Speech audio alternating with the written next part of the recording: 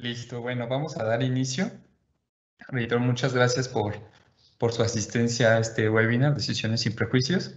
En este momento voy a ceder la palabra a Gabriela Miranda, nuestra directora general en OpenTech. Adelante, Gabriela. Hola, buenos días. Muchas gracias a todos por su asistencia. Estoy muy contenta de haber organizado este evento. Gracias a todo el equipo y a nuestros invitados.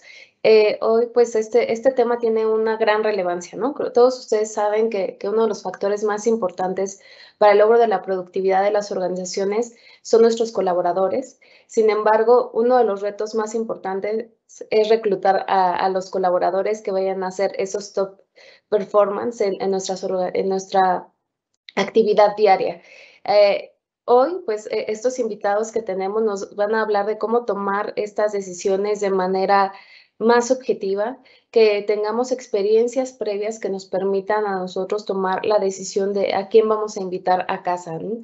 Estas decisiones, pues, las tomamos todos los días y, bueno, claro que nos queda mucho más que una duda es cómo, con qué herramientas, con qué tecnología podemos nosotros cerrar las brechas para no contratar con prejuicios, ¿no? Que no intervengan algunos criterios subjetivos que abundan en el entorno laboral, en el que nuestra procedencia, nuestras experiencias previas, nuestros estereotipos sociales y nuestro contexto cultural pueden afectar la decisión y que realmente nos decidamos por contratar a los top performance. Y hay estudios recientes que demuestran que los prejuicios están presentes en todos los aspectos del mundo laboral actual. En la selección, la contratación, la retención del personal, en la gestión del rendimiento, en el momento de la inducción y bueno, en las relaciones con el cliente e incluso con el desarrollo de talento. Pero existen diferentes metodologías que Lina y Sergio nos van a platicar.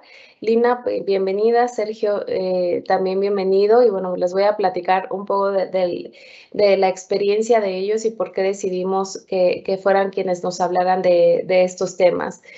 Lina es psicóloga y abogada con estudios complementarios en People Analytics, modelos estadísticos e investigación. Cuenta con una maestría en psicología de la Universidad del Norte y un MBA en la EAE Business School. Adicionalmente, posee una experiencia de más de 10 años en consultoría orientada al desarrollo humano dentro y fuera de las organizaciones y ha ocupado posiciones de liderazgo en recursos humanos para empresas multinacionales en Colombia, México, España y Estados Unidos. Actualmente lidera el equipo de investigación del modelo progresivo junto al equipo de P-Life. Y Sergio, literato graduado de la Universidad de los Andes con amplia experiencia en reclutamiento, especialmente de perfiles de IT para empresas nacionales y multinacionales. Cuenta con un MBA en la EAE Business School y la Universidad Rey Juan Carlos de España. Adicionalmente, cuenta con una amplia experiencia en el liderazgo de proyectos educativos. Bienvenidos y bueno, pues es un gusto tenerlos el día de hoy. Por favor, ayúdenos a descubrir cómo podemos contratar talento sin que intervengan nuestros prejuicios. Muchas gracias, Lina y Sergio. Muchas gracias a ti, Gabriela, por la invitación. Estamos muy contentos de estar aquí. Bueno, vamos a avanzar entonces, vamos a arrancar con esta dinámica. Como ven, hay un código QR en sus pantallas y un link en caso que no puedan escanear el código. Agradeceríamos si se toman algunos minutos para completar este ejercicio. Vamos a dar un par de minutitos y arrancamos. Correcto. En la parte del chat les he colocado también las instrucciones. Viene el link para que puedan tener acceso directo y puedan empezar a empezar con la dinámica.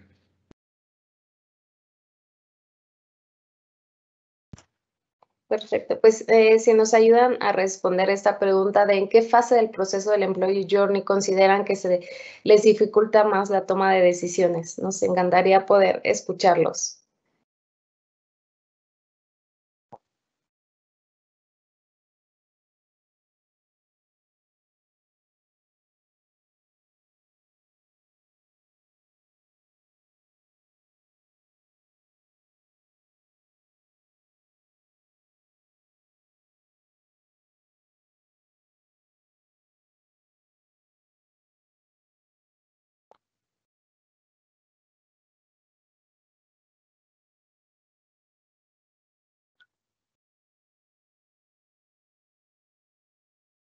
Ya están respondiendo algunas personas sobre el tema justamente del reclutamiento y selección. El segundo, desarrollo organizacional y capacitación, compensación y beneficios, y evaluación y desempeño están igual que el otro. Vamos a dar un minuto más para ver si alguien más quiere participar. Y bueno, sigue siendo reclutamiento y selección. Ok, pues adelante, Elina y Sergio. Perfecto. Bueno, como podemos ver, y digamos que queremos tomarlo como punto de partida, la toma de decisiones en los diferentes fases o en los diferentes momentos del Employee Journey es un tema complicado, ¿no? Estamos impactando directamente los resultados y los objetivos de la organización. Nuestros colaboradores como recurso humano son pilar de todo lo que hacemos y al final de la consecución de los objetivos de negocio. Un poco lo que queríamos mostrar con este ejercicio es cómo es transversal, ¿no? Si bien el tema de reclutamiento y selección suele ser o suele aparecer como esa fase más compleja, definitivamente es un tema transversal. Vamos a arrancar entonces con la charla. Y para ello lo primero es qué es un sesgo realmente, ¿no? Entonces, un sesgo, en definitiva, es un efecto psicológico que se genera por una desviación, o llamémoslo un error, en los mecanismos de procesamiento de la información. Profundizando un poco más, digamos que todos los seres humanos generamos a lo largo de nuestras vidas un conjunto determinado de reglas o de normas que se codifican en nuestro cerebro. Este es un proceso natural definido por nuestra educación, nuestro contexto, nuestras experiencias, ciertos aspectos de nuestra personalidad, nuestra influencia social y digamos que nuestra exposición contextual son algunos de los factores que determinan estas normas. Estas evidentemente no son estáticas y van cambiando a lo largo de nuestra vida a medida que nos vamos exponiendo a diferentes situaciones. Estas normas o reglas o conjunto de normas y reglas se activan de manera automática en el momento en el que tenemos que tomar algún tipo de decisión. Por lo tanto, inevitablemente influencian nuestras decisiones. Esto en la psicología se llama procesamiento heurístico y ha sido estudiado por diversos autores y teóricos. Si nos vamos a los temas netamente biológicos o desde una concepción netamente neurocientífica, se trata literalmente de trampas o atajos que crea nuestro cerebro y que las usa para ahorrar energía a la hora de procesar la información y de tomar decisiones. Este mecanismo, en la mayoría de las circunstancias, es un mecanismo efectivo y pasa casi que desapercibido. Lo usamos constantemente, ¿no? En decisiones tan básicas como qué vamos a comer, qué ropa vamos a comprar, a dónde vamos a ir de vacaciones. Sin embargo, hay ciertas circunstancias donde estos atajos nos llevan a conclusiones erradas o distorsionadas y es entonces cuando se producen estos sesgos. Es importante también aclarar que hay muchísimos tipos de sesgos cognitivos, van apareciendo más y más a medida que los teóricos estudian el tema y la manera de combatir estos sesgos es diferente. Durante esta sesión la idea es que vamos a revisar algunos de estos tipos de sesgos, los que más aparecen en los procesos de recursos humanos, principalmente en el tema de reclutamiento, y cuáles son algunas estrategias o algunos tips que podamos dar para tratar de combatir esos sesgos o tratar de que no influencien como líderes nuestras decisiones, ¿no? Ahora, ¿son los sesgos inconscientes? La mayoría sí, lo son. Como mencionaba anteriormente, nuestro cerebro hace uso de estos atajos de manera automática. Este conjunto de reglas se crea de manera inconsciente. De hecho, como les mencionaba, la mayoría de ellos no solamente son inconscientes, sino son inofensivos. Por ejemplo, las palabras con las que denominamos los objetos que nos rodean, ¿no? O que utilizamos en nuestro día a día. Estas palabras, si ustedes se ponen a pensar, realmente son un acuerdo común mediante el cual, sin cuestionarnos el por qué, se decide que una combinación de caracteres representan un objeto. Sin embargo, no hay una lógica real a eso, ¿no? Otro ejemplo es las formas, ¿no? Pensemos en la figura de un corazón. Si les pedimos que dibujen un corazón, todos vamos a dibujar posiblemente la misma figura y si bien esta no tiene ningún tipo de relación con el corazón real, todos, sin cuestionarlo, hemos hecho un acuerdo común de que esa figura representa un corazón, ¿no? Estos son algunos ejemplos de sesgos totalmente inofensivos que vemos presentes en nuestro día a día, ¿no? Para demostrar esto vamos a hacer un pequeño ejercicio muy rápido. De nuevo vamos a escanear el código y de nuevo no nos va a tomar más de un minutito.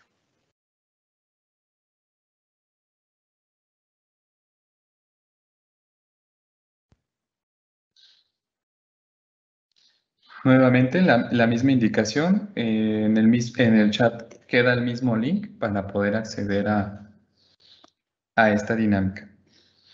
Igual si nos apoyan con sus preguntas para poder robustecer la dinámica de Lina y Sergio.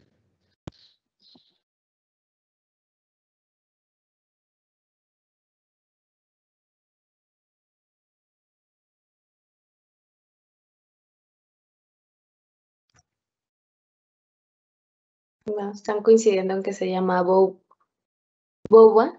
¿Cómo se pronuncia, Lina o Sergio? Es buba.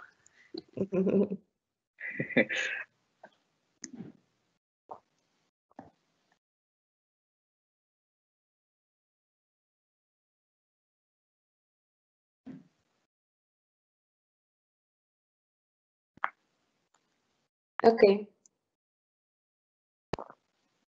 Bueno, sí, ganó la opción B.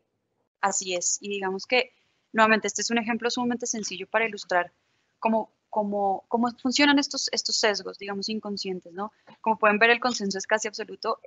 Nuestro cerebro nos indica, sin siquiera cuestionarnos, por qué la figura redonda o más redondita se llama uva, ¿no? No hay ninguna evidencia, no les estamos dando ninguna información racional o lógica que nos lleve a tomar dicha conclusión, sin embargo, se presenta casi que de manera evidente, ¿no? Yendo un poco más allá, si vamos a la operatividad, los sesgos son absolutamente necesarios. Para el ser humano sería absolutamente imposible procesar toda la información que recibimos en tiempo real y de manera objetiva. Por lo tanto, los sesgos o estos atajos que generamos son necesarios para poder operar de manera eficiente. Por lo tanto, y de donde queremos partir es que los sesgos en sí mismos no tienen una connotación ni positiva ni negativa, y que realmente lo importante o lo determinante es cómo los manejamos, qué hacemos con ellos y cómo los manejamos para que no permitamos que operen como prejuicios, para que no influencien nuestras decisiones de manera negativa, y como líderes para evitar que puedan impactar negativamente en nuestras organizaciones. Esto no solamente se trata de proteger, llamemos así, temas de cultura, de diversidad e inclusión, que definitivamente son muy, muy importantes, sino que también puede llegar a repercutir directamente en la operación como tal, en los resultados del negocio.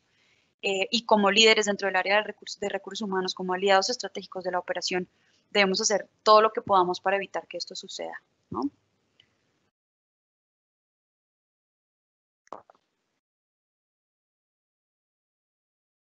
Vamos a avanzar a la siguiente diapositiva, por favor. Perfecto. Claro, y entonces, bueno, gracias de nuevo por la invitación. Y bueno, nos preguntamos entonces cómo aparecen los sesgos en los departamentos de recursos humanos, ¿no? Entonces, bueno, recursos humanos es uno de los ambientes organizacionales donde más se hacen evidentes los sesgos y donde más fácilmente estos sesgos se convierten en prejuicios, ya que pues es una de las áreas donde más personas están involucradas, ¿no? A lo largo de los años se ha venido investigando y de acuerdo con diversas fuentes, estos sesgos impactan todas las etapas del Employee Journey, ¿no? Y esto tiene unas implicaciones fuertes para las empresas en relación con los objetivos de negocio. De acuerdo con la OCC Mundial, los prejuicios que más se presentan, si porfa me avanzan en la slide, tienen que ver con el género. Pues ya más adelante ustedes lo verán como el género salta a la luz en cada una de las etapas y en cada una de las decisiones que se toman. También tiene que ver con la orientación sexual, que aunque a veces parece que ya no es un sesgo muy permanente, sí influye, digamos, en algunas etapas del journey. La edad absolutamente es uno de los sesgos que más salta a la vista. Algunos temas de discapacidad y la condición socioeconómica, en donde estudiaste, fue en el exterior, fue aquí, privado, público y bueno, demás. Si bien desde hace ya algunos años como que las empresas han empezado a darle importancia a este aspecto, promoviendo iniciativas en las que tratan de erradicar los prejuicios, no es una mentira decir que los sesgos aún hacen parte de los procesos de recursos humanos, que es lo que nos compete hoy, ¿no? Entonces, ¿qué es lo que vamos a hacer? Y un poco para darles la instrucción, vamos a tomar como las etapas del Customer Journey, del Employee Journey, perdón. Y lo que vamos a hacer aquí es ir viendo en cada una de estas etapas qué sesgos aparecen y dar algunos ejemplos de cómo podemos nosotros identificarlos y ser conscientes de estos sesgos y tal vez cómo tomar acción frente a ellos, ¿no? Entonces, pues Lina, empezaremos pues con el reclutamiento, que si bien en la actividad fue la etapa como que más se dificulta en cuanto a la toma de decisiones, ¿no? Perfecto. Avanzamos con la diapositiva, por favor. Excelente. Entonces, como decía Sergio, vamos a empezar con el proceso de reclutamiento y selección, fase inicial en nuestro Employee Journey y proceso clave para todas las organizaciones, ya que, como mencionaba Gaby al principio, el recurso humano está directamente relacionado con la consecución de los objetivos del negocio y es clave que vayamos, digamos que mejorando ese proceso por mediante el cual traemos a gente a casa, ¿no? En esta etapa, los estudios han identificado 4 sesgos principales. El primero de ellos es el sesgo de proyección. Este sesgo se define o se explica cuando nos encontramos con un candidato en el que nos vemos reflejados o con quien compartimos aspectos, digamos, personales, ¿no? Hay teóricos que lo llaman el sesgo del mini-me, ¿no? Donde cuando vemos características nuestras en ese candidato tendemos a favorecerlos en el proceso, incluso aunque no haya un tema racional o lógico ligado a él. El segundo sesgo es el sesgo causa-efecto, que es cuando establecemos una relación causa-efecto conectando los puntos entre 2 premisas o 2 situaciones o 2 piezas de información sin tener evidencia al respecto. Esto, digamos que se hace evidente con uno de los ejemplos que tenemos aquí, y es por medio de un estudio que se llevó a cabo en los Estados Unidos, donde se entrevistaron más de 7.500 reclutadores en las Américas, incluido lo que es Canadá, Estados Unidos, Centroamérica, Sudamérica. Se descubrió que el 97% de los reclutadores descartan a los candidatos sin entrevista por temas de rotación laboral o baja permanencia en sus empresas anteriores, ¿no? Digamos que de alguna u otra manera se conectan los puntos de manera casi evidente, asumiendo que si una persona ha tenido rotación previa en sus empleos, quiere decir que es una persona inestable o que va a replicar esa conducta si la traemos a trabajar con nosotros. Si bien estamos de acuerdo en que es un tema a tener en cuenta, también es importante que podamos incluir el contexto, ¿no? Existen 1001 motivos o razones que pueden estar detrás de esas rotaciones que a veces son tan evidentes en los currículums, en los CVs, y que pueden hacer que perdamos a candidatos extraordinarios, ¿no? Entonces, eso para ejemplificar el sesgo causa-efecto. El siguiente es el del halo, y es cuando otorgamos mayor importancia a una característica puntual, ¿no? Dentro del perfil, digamos. Cuando, por ejemplo, vemos que una persona viene de una universidad reconocida o una empresa muy prestigiosa, podemos cometer el error de valorar a partir de ese lente, ¿no? Dejando un poco de lado, poniendo en segundo plano lo demás y digamos que viéndolo como menciono a través de ese lente. El siguiente es el sesgo por estereotipo, donde, bueno, creo que todos, es uno de los sesgos más comunes en Latinoamérica, creo que todos estamos familiarizados con este tema, y es básicamente cuando algún tema relacionado con temas de minorías, con temas de género, con temas de orientación sexual, de discapacidad, permitimos que esto de alguna manera sesgue nuestras decisiones, ¿no? Para esto, el ejemplo que les traemos es de acuerdo a un estudio que se realizó en el año 2020 por la Agencia Nacional de Ocupación y Empleo. Se encontró que solamente 2 de cada 10 puestos de tecnología, esto incluye implementación, desarrollo de software, arquitectura, etcétera, solamente 2 de cada 10 puestos están ocupados por mujeres. Y el raciocinio detrás de esto es que la mujer está menos capacitada o es menos capaz de desempeñarse en este tipo de roles que los hombres, ¿no? Entonces, también se hace bastante evidente cómo podemos estar perdiendo candidatas extraordinarias por tener estos sesgos de estereotipo, ¿no? En este caso, de género. Siguiente diapositiva, por favor. Perfecto. Vamos a pasar entonces al área de DO y capacitación, que también fue identificada como una de las áreas donde se dificulta la toma de decisiones. La primera y el primer sesgo que aparece nuevamente es el de estereotipo, lo acabamos de analizar. El segundo es el sesgo de la verdad absoluta, y esto es cuando creemos firmemente que nuestra visión de las cosas es la verdad absoluta, y esto nos lleva a que cuando buscamos información al respecto, nos quedamos con aquella que respalda nuestra teoría, ¿no? Digamos que de alguna manera nuestro cerebro lo que hace es deshacerse o dejar en segundo plano la información que contradice esa verdad que creemos que es absoluta, y y alimentarnos con aquella información que respalda nuestra creencia, ¿no? Y el sesgo de homogeneidad grupal. Es la tendencia a creer que todas las personas dentro de un grupo son iguales.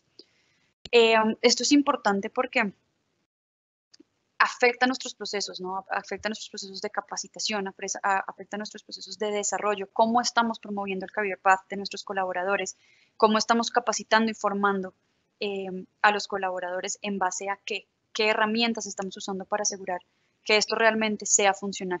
Para ello les vamos a dar un par de ejemplos. Exacto. Entonces, bueno, como bien decía Lina, pues en el sesgo de homogeneidad grupal, generalmente solemos creer que todas las personas, porque desempeñan una función similar, suelen ser iguales, ¿no? Entonces, dentro de esto existen como muchas teorías y la mayor es que todos tenemos como diferentes formas de aprender, ¿no? Todos tenemos una estructura de pensamiento distinta. Hay más o menos 13 formas de aprender que son distintas. Y las empresas, por lo general, las empresas grandes suelen creer que para ciertos grupos de personas que realizan funciones similares se puede capacitar o desarrollar el personal de una manera similar, ¿no? Entonces, muy pocas empresas, como bien la estadística lo dice allí, crean planes personalizados para las personas. Es decir, en función de los objetivos de negocio, se crean algunas capacitaciones que parecen como fortalecer las áreas débiles de los empleados. Sin embargo, estas no son creadas personalizadamente. ¿Y qué consecuencias tiene esto? Pues que realmente las capacitaciones no suelen ser efectivas. Generalmente las empresas gastan mucho en capacitaciones y se dan cuenta que esas capacitaciones no son tan efectivas como quisieran.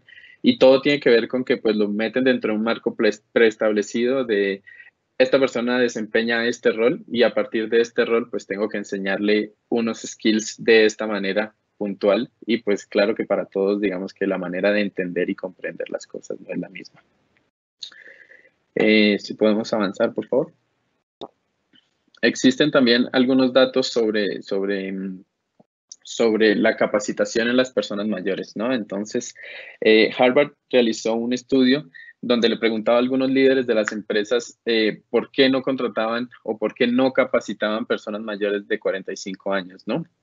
Y entonces, un poco lo que obtuvo en esa encuesta fue que las personas no estaban dispuestas a capacitar a estas personas porque eran personas que ya estaban como en una etapa de salida laboral y que a la vez ya no estaban interesadas en aprender nuevas tecnologías. Sin embargo, algunas también encuestas, como la de Work and Career Study, nos muestran que las personas en este momento es donde más entienden que el mundo está cambiando y que el mundo necesita nuevas habilidades, que las empresas, la forma de hacer las tareas está cambiando y justo las personas entre 45 y 74 años son las personas que buscan como principal motivación en un empleo que les permitan aprender y desarrollar nuevas actividades, ¿no? Entonces esto nos muestra cómo este es uno de los sesgos que a veces las empresas incurren porque tienen un acuerdo común, pero que en la realidad no pues hacen juicio, ¿no? Si podemos avanzar, por favor. Adicional a ello, pues existe este sesgo de estereotipo, como lo mencionábamos antes, y es este sesgo en el que podemos ver que inconscientemente las personas que pertenecen a una raza, a una identidad o a algún género, pues obtienen menos oportunidades de empleo. De acuerdo con el economista, pues 7 de cada 10 personas de tez morena ocupan un escalón más bajo en su lugar de trabajo, es decir, están capacitados para funciones de liderazgo y, por ejemplo, no las obtienen. Y pues muchos de ellos no obtienen trabajo basado pues en ese prejuicio estricto, ¿no?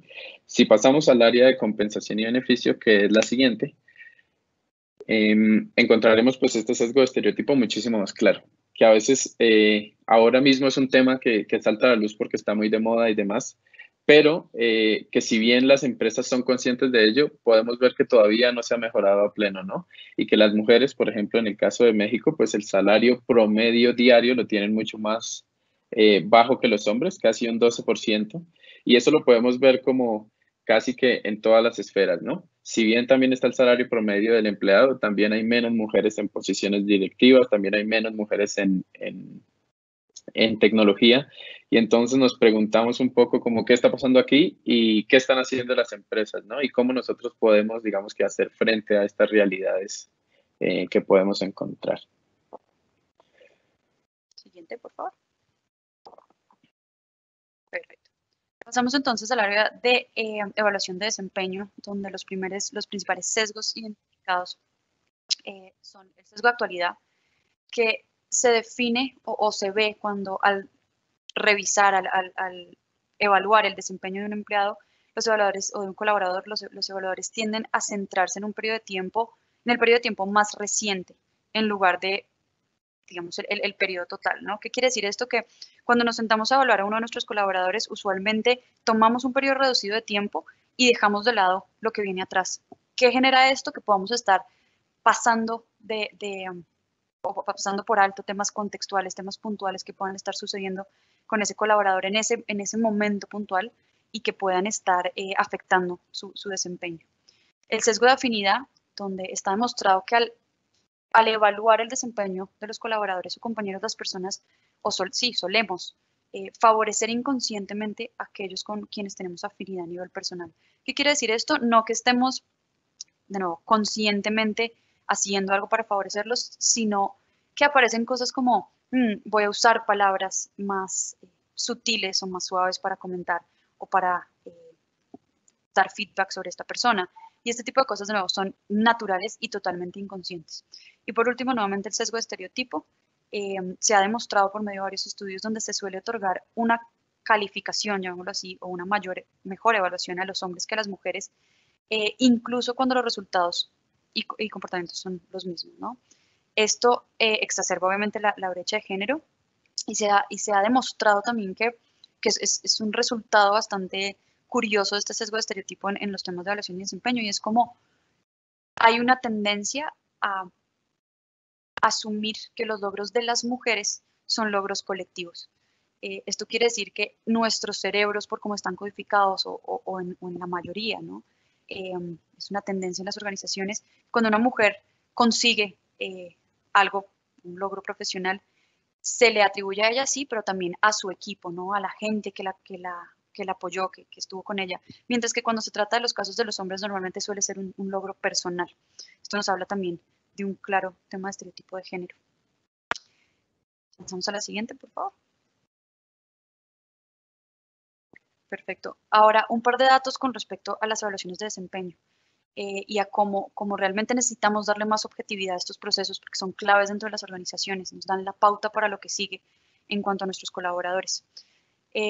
Importantísimo notar que 9 de cada 10 líderes de recursos humanos consideran que las evaluaciones de desempeño anuales o semestrales o incluso cada 3 meses, como se suele hacer en algunas empresas, no proporcionan información precisa u objetiva. ¿Qué quiere decir esto? Que como líderes de recursos humanos estamos aceptando que las decisiones que estamos tomando con respecto al plan de carrera, al desarrollo, a la capacitación, incluso a los planes de mejora, pero también a los reconocimientos que estamos dando a nuestros empleados, los estamos basando en información poco objetiva o poco precisa, cosa que definitivamente es una alerta, ¿no? Una bandera roja. Y el otro dato que les traemos es conocido como el efecto Ratter idiosincrático y hace alusión a cómo se descubrió que en promedio el 61% de las calificaciones o evaluaciones que se hace a los colaboradores se basan en los juicios del evaluador. Esto quiere decir que todas están, digamos, el 61% está de acuerdo en que la subjetividad del evaluador está influyendo de manera directa el resultado de esas evaluaciones, cosa que nos lleva a la misma conclusión, ¿no? Tenemos que encontrar maneras de ser más objetivos en la manera en la que estamos evaluando a nuestros colaboradores. Adelante. Exacto. Y por último, pues como terminando ya todo el journey, vamos a los planes de sucesión, ¿no? Y aquí encontramos dos sesgos que suelen ser muy particulares, que a veces son difíciles de distinguir, pero se encuentra el de estereotipo y el de status quo, ¿no? Entonces podemos ver el de status quo como la tendencia que todos tenemos a mantener las cosas como son. Todos queremos que nada cambie, que la empresa vaya igual a como ha venido siempre. Y entonces esto nos lleva a cometer pues errores a la hora de elegir la persona que va a suceder. Y por ejemplo, entonces nos encontramos con escenarios como, bueno, el anterior gerente era un hombre, entonces vamos a reemplazarlo con un hombre, ¿no? Y estos prejuicios, todo este tipo de prejuicios generalmente se intersectan entre sí. Podemos ver cómo estos estereotipos, pues obviamente fomentan el status quo y siempre se trata, pues como de mantener el mismo orden, ¿no? Y todo este como conjunto de sesgos que hemos venido como comentando, pues llevan finalmente a unos, pues como a unas consecuencias reales para la empresa, ¿no? Entonces, si podemos seguir, por favor. Entonces, bueno, por ejemplo, uno de los estudios muestra que si bien las empresas y uno de los prejuicios más comunes es que las personas mayores ya deben ser como los líderes de las empresas, sí podemos ver algún ejemplo en los que personas jóvenes han dirigido empresas y están listos para liderar, ¿no? Entonces podemos ver, bueno, al presidente de Tesla, Elon Musk, podemos ver al presidente de Google, al presidente de Canadá o al presidente de Francia, que si bien hay pocos ejemplos de cómo la gente mayor sabe gestionar muy bien estados o empresas, pues es yo creo que un buen camino para ver cómo podemos salir de este prejuicio que solo las personas mayores deben ser las líderes del futuro, ¿no?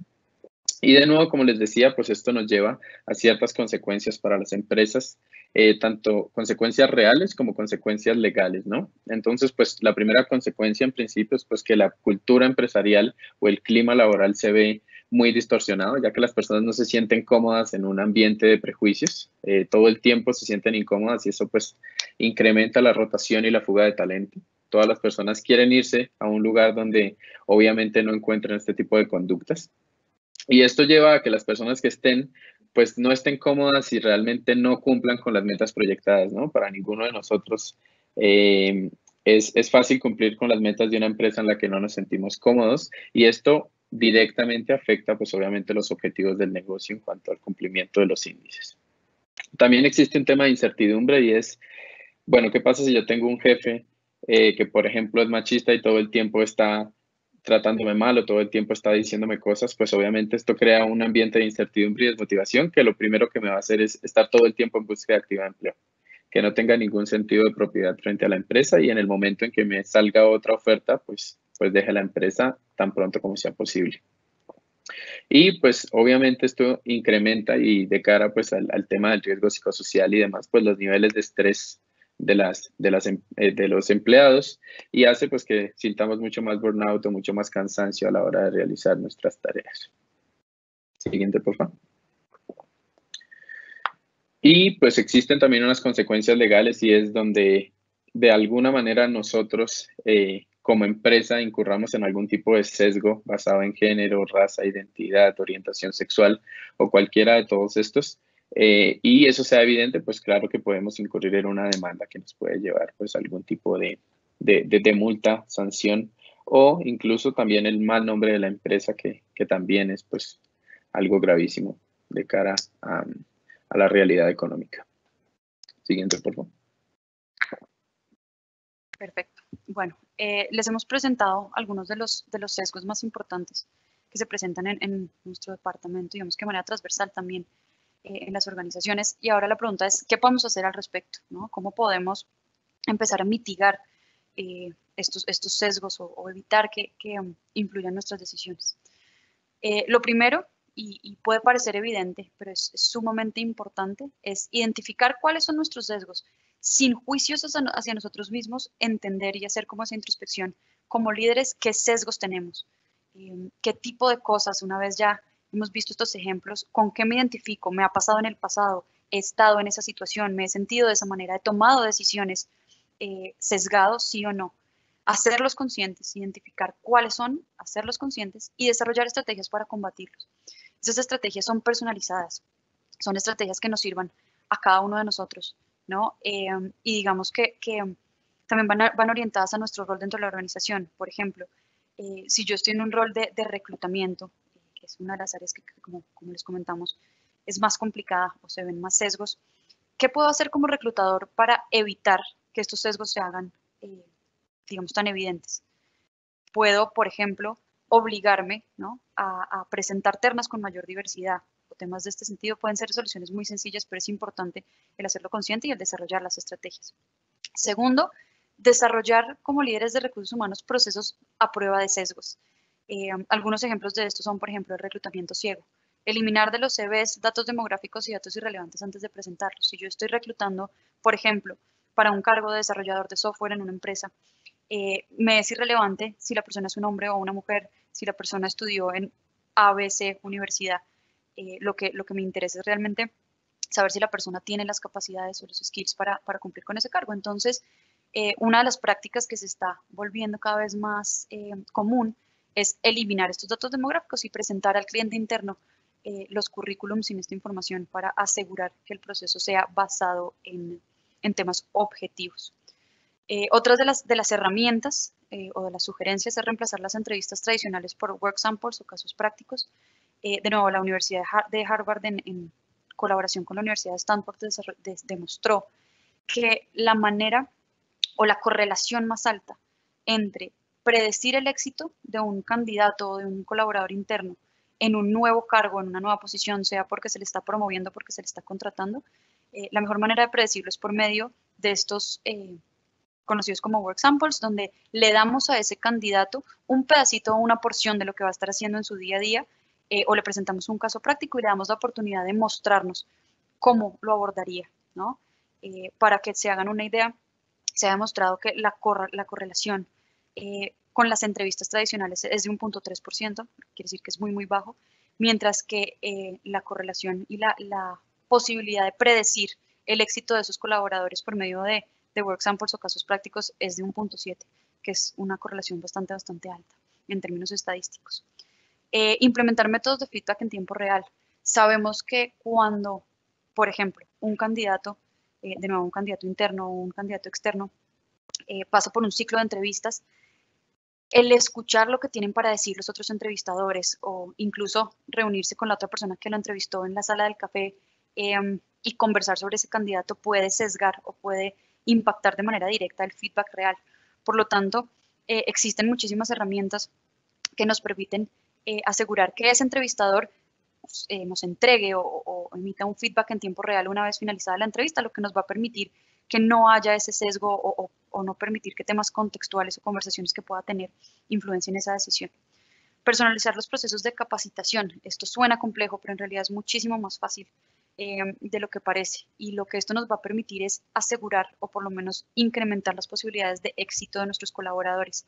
Como les mencionaba Sergio, hay más de 13 maneras de aprender y eso puede determinar el éxito o el fracaso de un colaborador. Personalizar los procesos no es complicado, existen herramientas sencillas para hacerlo y realmente marca la diferencia en términos de productividad y en términos de rendimiento. Evaluaciones de desempeño con objetivos cuantificables. Es importantísimo que siempre tengamos maneras objetivas de evaluar a nuestros colaboradores, como veíamos, para evitar ese sesgo del evaluador, donde las evaluaciones se están haciendo en su mayoría por juicios del evaluador. La única manera de evitar esto es que los objetivos sean cuantificables y acordados con el colaborador, que cuando le pongamos ciertos objetivos o cuando establezcamos objetivos para nuestros colaboradores, ellos estén de acuerdo, que sean cosas que sientan que puedan cumplir, que estén dentro de su, digamos, de su rango de capacidades o de skill set, y que sea una conversación, ¿no? Más que una imposición por parte del líder. El impacto de esto es grandísimo en el momento en el que el colaborador siente que está involucrado en su proceso de desarrollo, en su proceso de mejora, en su proceso de evaluación, los resultados son muchísimo mejores. Y la tercera sugerencia es utilizar herramientas para incrementar la objetividad en la toma de decisiones. A continuación les vamos a presentar una de las soluciones que usamos nosotros, digamos, para este tema, que ha demostrado ser sumamente efectiva y consideramos que es muy interesante para que la conozcan. Siguiente diapositiva, por favor. Bueno, el inventario que les vamos a presentar es un inventario basado en la neurociencia. Una definición rápida: la neurociencia es una disciplina científica que engloba diversas áreas y se utiliza, digamos, en términos en plural. Los neurocientíficos investigan diferentes cosas, entre ellos la estructura del cerebro, el sistema nervioso, las patologías, las bases moleculares. Adelante, por favor. Este inventario de estructura de pensamiento que les presentamos podríamos llamarlo que es como una prueba psicométrica, sin embargo, se sale un poco de este grupo. Y se sale del grupo porque, a diferencia de las demás pruebas, este es un inventario que parte de bases neurocientíficas. Esta prueba surge a partir de la observación de radiólogos, de neurocientíficos, de neurocirujanos, de imágenes diagnósticas del cerebro, donde empezaron a notar ciertos patrones que llevó a que se pasara al plano de la psicología y surgió esta herramienta que tiene bases biológicas, bases neurofisiológicas y neurocientíficas. Esta prueba parte de algunas premisas principales, entre ellas que, como la mayoría aquí deben saber, el cerebro está dividido en dos hemisferios, el hemisferio el izquierdo y el derecho, y aporta, ¿no?, que a su vez estos hemisferios están subdivididos en cuadrantes. Está el frontal izquierdo, el basal izquierdo, el frontal derecho y el basal derecho. Como ya se sabía, hay competencias, hay herramientas que son inherentes a cada uno de estos cuadrantes. Y digamos que la importancia de esta prueba o la relevancia de esta prueba surge al proponer y demostrar que cada uno de nosotros nace con una dominancia en uno de estos 4 cuadrantes. ¿Qué determina esta dominancia? Es un tema de literalmente biológico, densidad neuronal. En uno de estos 4 cuadrantes tenemos más neuronas y tenemos menor resistencia sináptica. ¿Qué quiere decir esto? Que en ese cuadrante específico pensamos más fácil, ¿no? Aprendemos más fácil, están las competencias que se nos van a dar mejor. Está la manera en la que aprendemos, la manera en la que procesamos la información, la manera en la que nos relacionamos, lo que es importante y lo que es valioso para nosotros. Se descubrió entonces, como les menciono, que cada uno tiene esta no cambia a lo largo de la vida, un cuadrante dominante y 2 cuadrantes auxiliares, que son los cuadrantes, digamos, inmediatamente, los que están inmediatamente al lado, y a su vez tiene un cuadrante débil, que es el cuadrante que está en diagonal. Esta prueba lo que permite es entender cómo procesa la información esa persona, cuál es la estructura de pensamiento y por ende cómo como líderes podemos poner a esa persona dentro de su rol actual o del rol que aspiramos, que ocupe en una posición de éxito, ¿no? ¿Cómo debemos liderar a esa persona? ¿Qué tipo de capacitaciones debemos darle? ¿Qué cosas se le van a dificultar? ¿En qué debemos apoyarlo? ¿Qué cosas lo motivan? ¿Qué cosas lo van a desmotivar? ¿Cómo se comunica esta persona? Y así también poder predecir, digamos, de una manera sumamente objetiva si esta persona va a ser exitosa o no en el cargo que pretendemos que desempeñe. Este inventario lo utilizamos muchísimo en procesos de reclutamiento con los candidatos finales, donde eliminamos esa última capa de subjetividad, presentándole a nuestros clientes un reporte donde desde la biología, desde la estructura neurocientífica del individuo, les presentamos en comparación con el objetivo, digamos, con el perfil del cargo, qué posibilidad tiene esta persona de realmente ser exitosa, ¿no? Es un inventario sumamente poderoso, los resultados son increíbles y es solamente uno de los muchos ejemplos que existen para objetivar, digamos, esas decisiones en los procesos de reclutamiento. Como pueden ver, este es transversal a todas las etapas y por eso la traemos, porque nos dice cómo debemos o a quién debemos contratar, ¿no? ¿Quién tiene más posibilidades de ser exitoso? Nos dice por qué una persona puede no estar siendo exitosa en el rol actual, qué puede estar faltando y qué podemos hacer, cómo podemos capacitarlo, qué podemos hacer como empresa para ayudarle a esa persona. Nos habla también de temas motivacionales, de cultura, por qué esta persona no se está entendiendo con ese líder, ¿no? Porque si ese líder lo quiere todo el mundo, a esta persona le cuesta tanto. Nos permite de alguna manera ver una radiografía de cómo está esa persona en niveles de motivación, en niveles de burnout, en niveles de cosas incluso súper relevantes para temas de riesgo psicosocial. Y pues es una herramienta sumamente poderosa en ese sentido. Siguiente diapositiva, por favor.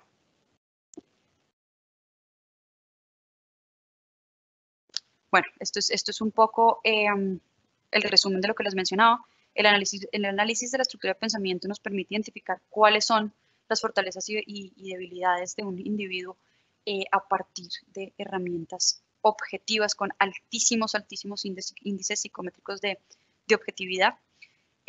Identificar cuáles son esos obstáculos y cómo podemos ayudarlo a pasar, ¿no?, por esos obstáculos y a mejorar. Determinar, obviamente, bueno, reclutar o contratar y determinar planes de carrera, planes de entrenamiento personalizados. Y el resultado final de todo esto es un impacto directo en los resultados de negocio, ¿no? Cuando tenemos gente en las sillas correctas, capacitadas de la manera correcta y alineados con los objetivos de negocio, los resultados en términos de productividad son increíbles. Siguiente. Bueno, eso es todo para nosotros. Agradecerles obviamente por su participación, por su atención. Para nosotros es un gusto haber podido compartir un poco de nuestra investigación y de nuestro modelo con ustedes. Y vuelvo a cederle la palabra a Gaby y al equipo de OpenTech para cerrar esta charla. Así es.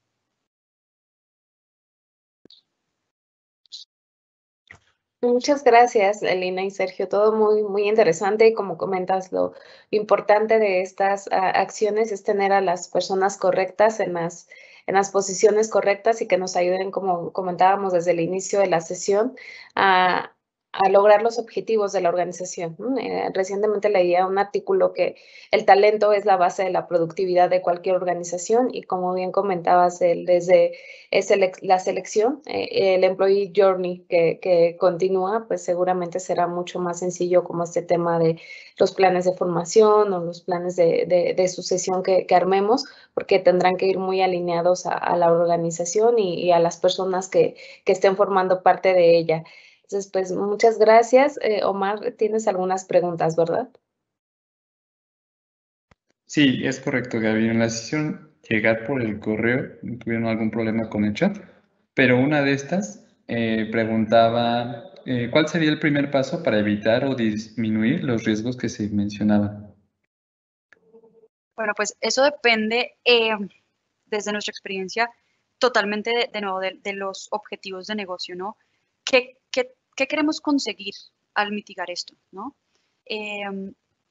Podemos volver, digamos, a la diapositiva donde presentamos las soluciones, pero sin duda el primer paso es identificar cómo nos está afectando nuestra organización puntualmente y cuál es el escenario ideal, ¿no? Aquí estamos, esto es lo que está sucediendo, así nos está afectando como organización, estas son las áreas donde los sesgos están impactando de manera negativa nuestras decisiones y este es el escenario ideal, ¿no? Y a partir de eso podemos usar cualquiera de estas técnicas en base a, bueno, a lo que encontremos en ese diagnóstico inicial para ir solventando y trabajando sobre ese tema.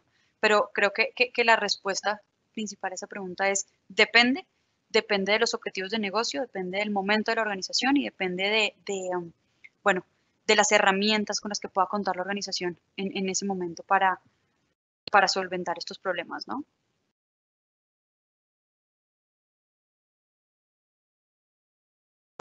Muy bien, muchas gracias, Lina. Y la siguiente que tengo pregunta, en mi empresa es muy común que he tratado de disminuir la parte de los sesgos, pero como comentan a veces son inconscientes. ¿Cómo puedo darme cuenta cuando las decisiones que tomo están basadas en sesgos?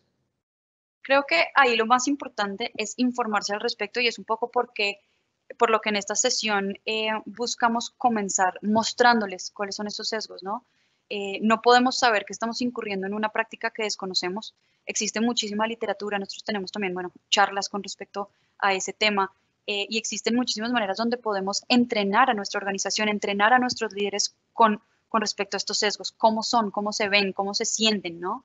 Y qué podemos hacer para combatirlos. Este es un tema sumamente personal y es un tema complicado de muchas veces de tratar dentro de las organizaciones, ¿no? No es fácil como líder reconocer que estamos sesgados y, digamos, reconocer que tenemos algún tipo de desvío en la manera en la que estamos tomando nuestras decisiones.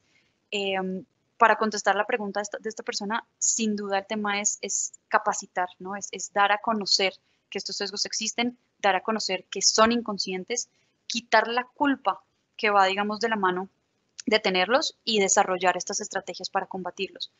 Como mencionamos al principio, se han identificado más de 50 tipos de sesgos cognitivos, por lo que es absolutamente, digamos, es una certeza que todos tenemos estos sesgos.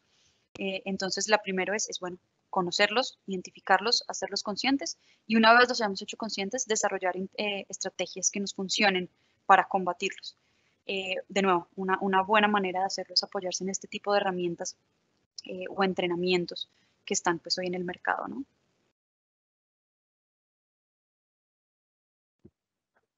Perfecto, esas son las preguntas que yo tenía.